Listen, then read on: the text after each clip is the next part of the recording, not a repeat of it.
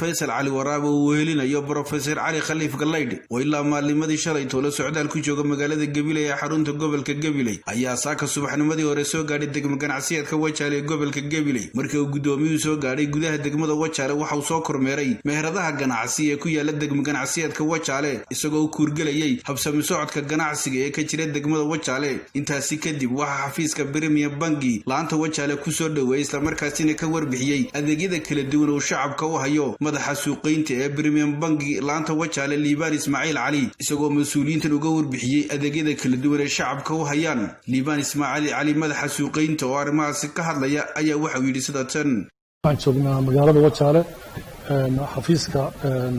faraca Premier Bangi ee ku yaal magaalada Wajaale waxaan ugu soo booqday gudoomiyaasha Professor Ali Khaliif Galayd iyo gudoomiyaha xisbiga Faysal Ali Waraab oo kormeer ku mariyay magaalada Wajaale gudoomiyaha haddaan idin sheego xafiiska halkan ka furan ee Premier Bank waxa uu ka turjumayaa marka ugu horeysa bilicda magaalada Wajaale oo ah magaalo ganacsiyeed isla markaana ay ku xiran yihiin dad ku dhow 100 milyan oo ah Ethiopia isla markaana xuduudu ay tahay free zone dadkuna ay u soo talaabaan mar walba ay yimaadaan iyagoona aan wax maaragtay la weydiin intay ama exit maadaama ganacsigu 24 saac oo socdo waxaan ku dadaalnay inaanu annaga ka qayb qaadano si umadaas aan ugu fududeyno iyo dadka deegaankaba baahiyaha ay u baahan Premier Bank sidoo ka war haysan 4 sano ayaa hadda u dhow inay u dhamaato Somaliland adeegyada uu qabtayna adeeg aad loogu baahna oo maaragtay labadii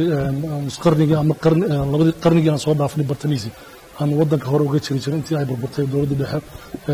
adeegyada ay bangiga uu qabto waa adeegyo dabcan dadku ay aad ugu bogeen ha ahaadaan ganacsatada siyaasiyiinta ardayda dad fara badan oo aad maaragtay uga faa'iiday baa jira bangigu wuxuu caan ku yahay Mastercard-ka oo inta badan international oo sida wadamada kale ay leeyihiin oo bangiguna wakiil uga yahay geeska Afrika oo dhan marka loo qaato wadamada dibadda qof walba uu aad uga macaash waxyaabaha ku soo kornay kale waxa kamid ah in dadka lacagihii awal ay xawaalada u isticmaali jireen intay u dhiibaan halka ka qaadan loo jiray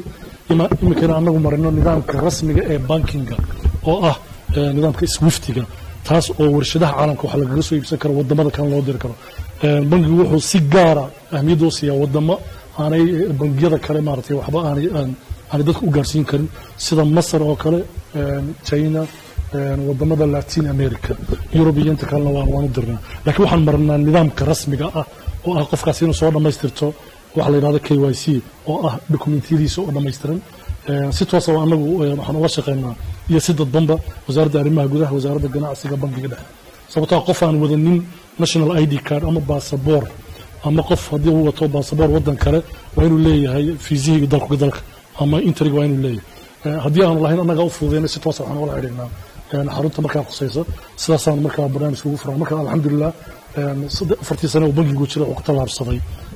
muxuu ahaa horumar taaban karo haddana waxaa laga furay Burco ismii barbarna waa la wada ergabana waan ku soconaa